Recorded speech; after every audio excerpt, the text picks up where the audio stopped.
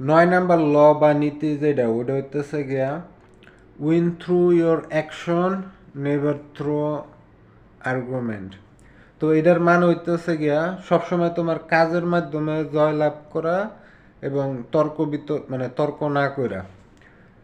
তো দেখা গেছে মনে করো তুমি যদি ক্ষণিকের লেগা তর্ক করে জিতো, তার মানে এটা হইলো গিয়া একটা অনেক কস্টলি বা ব্যয়বহুল জিতা।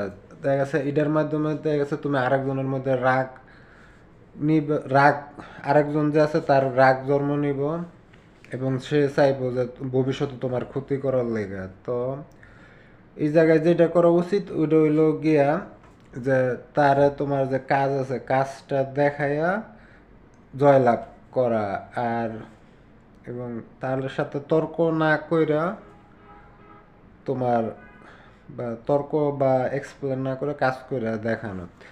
আর এটার বিপরীত আছে, এখন মনে করো যে তর্কর কাজটা যেটা এটা হইতেছে গিয়া অন্য কাউরে ডিস্ট্র্যাক্ট করা বা যে তার যে মনোযোগটা আছে ওইটা সরায় নেওয়া।